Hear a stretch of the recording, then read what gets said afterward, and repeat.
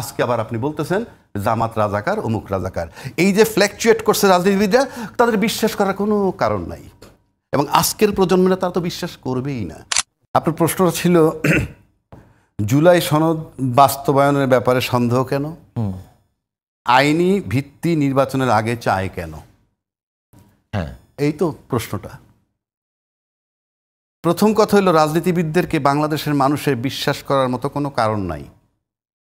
আমার দেখা, আমার জন্মলগ্নের থেকে যতদিন থেকে বুঝতে শুরু করছি সেদিন থেকেই শুনি রাজনীতিতে শেষ কথা বলতে কিছু নাই। এটার মানে হচ্ছে কথা বদল চলে, যখন যা মন চাইবে তাই বলবেন, এবং সেটা বলে আসছে।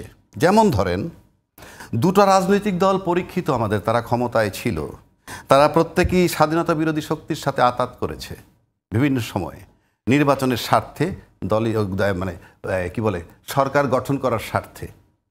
তখন তারা কিন্তু কেউ তাকে রাজাকারের গন্ধ ট্যাগ লাগায় বিদায় দেয় নাই। তার মানে কি, রাজনীতিতে আপনি রাজাকারের সাথে বন্ধুত্ব বৈধ। আজকে আবার আপনি বলতেছেন জামাত রাজাকার, অমুক রাজাকার।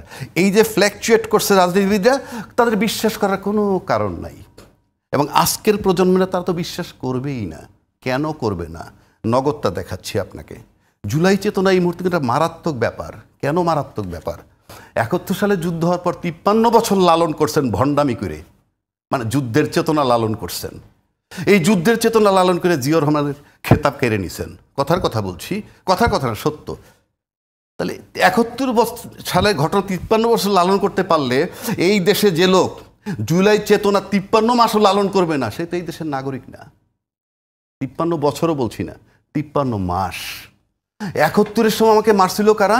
আমাদের শত্রুপক্ষ। আর ২৪ সালে মারছে কে? এই দেশের মাতৃতুল্য নেত্রী, অর্থাৎ মা তার সন্তানকে মারছে। মা তার সন্তানকে মারছে। এটা যারা হজম করতে পারে এবং এটাকে তারা ডিনাই করে যাদের বক্তব্যের মাধ্যমে, তাদেরকে এরা বিশ্বাস করবে কেন? সুতরাং you are to clean ensure it, যেটা আইনের ভিত্তি আগে দিতে হবে, তারপরে আবার আরেকটা ধাপ। এই যে বললেন যে তাদেরকে বিশ্বাস করছে, এই যে মাতা যে সন্তানকে হত্যা করেছে, হ্যাঁ, তার পক্ষ কেউ নিয়েছে বাংলাদেশে? এই যে নিচ্ছে কে নেয় না সেটাও বল। প্রশ্নটা কইরা আপনি বেকায়দা করলেন, আমার না আপনার আমি জানি না। আপনি যে লোকেরা তারাই দিলেন ক্ষমতার থেকে, হ্যাঁ, সেই তো একজন প্রেসিডেন্ট নিয়োগ দিছিল, যিনি এখনো আছেন। তাহলে যে চলে গেল, যাকে তারাই দিলেন, সে যাকে চুজ করছিল, সে কি ফেরেশতা চুজ করছিল না তার খাচ্চতর লোক? তাকে যখন সরাইতে গেল তখন বললেন, যারা দায়িত্বশীল লোক বলল সাংবিধানিক সংকট হবে, তখন তো এই ছাত্ররা মনে করছে এটা জুলাই বিরোধী চেতনা।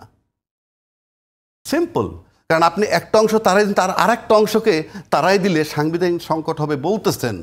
এই বলাই কি হচ্ছে না হচ্ছে বড় কথা না, কিন্তু আমার ভিতরে তো দাগ কাটতেছে। তারপরে আসলো কি, ওই যে দলটা চলে গেল, বিতাড়িত করা হইল, তাদের রাজনীতি নিষিদ্ধ করা হোক। তখনও কিন্তু আবার একটা কথা আসলো, তাদের দল নিষিদ্ধ করা, রাজনীতি নিষিদ্ধ করা আমাদের দায়িত্ব না, জনগণের। আরেকটা ভেক্টর, এটাও জুলাই চেতনার বিরুদ্ধে যায়। সিম্পল। তারপরে যদি আসেন ফেব্রুয়ারি মাস থেকে যখন আপনি জুলাই সনদ এবং ঐক্যমত্য নিয়ে আলাপ করতেছেন, এখন পর্যন্ত আপনি এক জায়গায় আসতে পারেন নাই, এবং সেখানে নোট অফ ডিসেন্টের যে বিষয়গুলো আছে আমরা জানি, সেগুলো সবই জুলাই চেতনা বিরোধী হয়ে যায়। তাহলে আপনি এই যে যারা জুলাই চেতনার পক্ষে আন্দোলন করলো, তারা তো নিশ্চয়ই চাইবে এই যে সকাল বিকেল এক এক রকমের কথা, সুতরাং তারা আইনি ভিত্তিতে আগে চাইবে, এবং এই চাওয়াটা যৌক্তিক। কারণ আমার আস্থা নাই, আস্থাটা নষ্ট করে ফেলছেন। এইবার আসেন, সংসদ হওয়ার পর আপনি বাস্তবায়ন করবেন বলছেন, কিভাবে? সেটার জন্য দরকার, উনি পিআর পদ্ধতির কথা বলছে, একটা আলোচনায় আছে, সনদের মধ্যে সেটা আছে। একমাত্র পিআর পদ্ধতি নির্বাচন যদি হয়, তাহলে কিন্তু ওই সনদ বাস্তবায়ন হবে। আমি চ্যালেঞ্জ করে বলতে পারি, বাংলাদেশে কোন রাজনৈতিক দলের ক্ষমতা হবে না ওইটাকে বাস্তবায়ন না করা।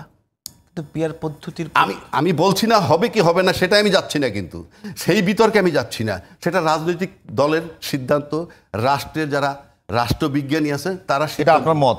আমি বলছি এটা হলো মত। কেন? তখন সেখানে এমন একটা সরকার হবে এবং একটা শক্ত বিরোধী দল হবে, এবং সরকার যে হবেন সে নিশ্চিত থাকেন 2/3 মেজরিটি পাবে না। আর 2/3 মেজরিটি যদি না পায়, তাহলে জুলাই সনদ বাস্তবায়ন করার জন্য সে যদি ইন্টারেস্টেড নাও হয়, অন্য একটা পক্ষ যখন বলবে এটা বাস্তবায়ন করো, তাহলে তোমার সরকার থেকে আমি অনাস্থা আনবো, বাধ্য হবে। সুতরাং যদি আজকে জুলাই সনদে আইনি রূপ না দেয়, এই দেশ পিয়ার পদ্ধতির জন্য চাপ দিবে। কেন চাপ দিবে? কারণ ওইটা বাস্তবায়ন নিশ্চিত করতে হবে। এবং পিয়ার পদ্ধতিতে যদি আপনি পার্লামেন্টে যান, আমি আর চ্যালেঞ্জ করে দিচ্ছি বাংলাদেশে কোনো রাজনীতিকদেরকে এটারে বাস্তবায়ন না কইরা, আইনি সংবিধানে সংযোজন না কইরা পারবে না। জুলাই সনদ যদি বাস্তবায়ন হয়ে যায়, হ্যাঁ, সেক্ষেত্রে জুলাই সনদের ভিতরেই আছে যে উচ্চ কক্ষে পিয়ার পদ্ধতি হবে, নিম্ন কক্ষে নয়। ওটা পরে আপনি উচ্চ কক্ষে পিয়ার পদ্ধতি, সেটা তো আপনি নির্বাচন করে যাওয়ার পর। না, আমি আপনাকে না, আমি ওইটা নিয়ে আমি চ্যালেঞ্জ করছি না, আমি ফর্মুলা দিচ্ছি। এটা কি এমন না আপনি এখন যদি আইনরূপ না দেন, আমি বলছি যে আইনরূপ দিলাম, এখন যদি এইটাকে জুলাই সনদের আইনি ভিত্তি না দেন, দিলাম আইনি ভিত্তি, হ্যাঁ, আমি একটু আলোচনা করেন, আইনি ভিত্তি দিলাম, দেওয়ার পরে এখন বাংলাদেশের সংসদ কয় কক্ষ বিশিষ্ট? এখন তো এক কক্ষ, তখন তো দ্বিকক্ষ হবে। আমি যখন দিলাম আইনি ভিত্তি, হ্যাঁ, দ্বিকক্ষ হলে এটা কি কাঠামোগত বড় ধরনের পরিবর্তন নয়? সে তো ভিন্ন কথা, সে তো আপনি সনদ নিয়ে অ্যাপ্রুভাল নিয়ে তখন তো নির্বাচন করতে পারবো না, তখন তো গণভোট লাগবে আপনাকে। না, আমি বলছি এটা একটু বুঝিয়ে দেবেন। বলছি এটার আইনি ভিত্তিটা হলো আপনি একটা সুন্দর গেজেট নোটিফিকেশন তৈরি করবেন, করলাম, গেজেট নোটিফিকেশন দিয়ে এইটা এখানে সংযোজন করতে হবে এবং এইটার কোনো পরিবর্তন চলবে না, এটা অ্যাপ্রুভাল দিতে হবে এবং এইটা এইভাবে রাখতে হবে। এইটুকু হলো চ্যালেঞ্জ, আর কোনো চ্যালেঞ্জ নাই। এখন আসেন, এখানে আরও কথা আছে, এটা নিয়ে আরও আলাপ হইতেছে যে যারা যারা স্বাক্ষর করবে তারা যদি আপনি পিয়ার পদ্ধতি ছাড়া তো সব সংসদেও যাইতে পারবে না। পিয়ার পদ্ধতি যদি নির্বাচন না হয়, তাহলে তো সংসদেও তারা যাইতে পারবে না। আর পিয়ার পদ্ধতি সব প্রতিনিধি যাবে। আর পিয়ার পদ্ধতি ছাড়া হইলে একটা দল যদি সিঙ্গেল মেজরিটি নিয়ে যায়, 2/3 মেজরিটি নিয়েও যায়, কথার কথা বলছি, তারা কিন্তু অনেকেই নোট অফ ডিসেন্ট দিয়ে রাখছেন।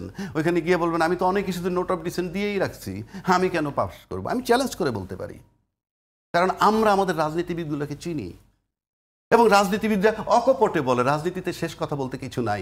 এই কথাটা যেহেতু আপনি নিজে শুনেন নাই যে রাজনীতিতে শেষ কথা বলতে কিছু নাই, এটা কমন ডায়লগ, আপনি বলতেই পারবেন না। আপনাকে সত্যের উপরে থাকতে হবে।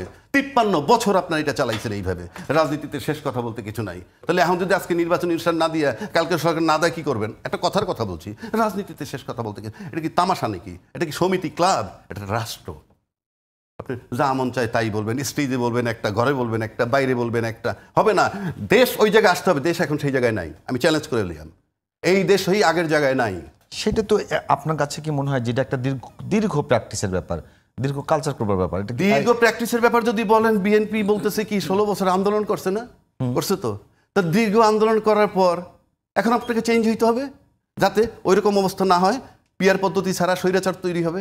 পিয়ার পদ্ধতি হইলেই বাংলাদেশে আয়নাগর হবে না, আপনি লিখে রাখতে পারেন।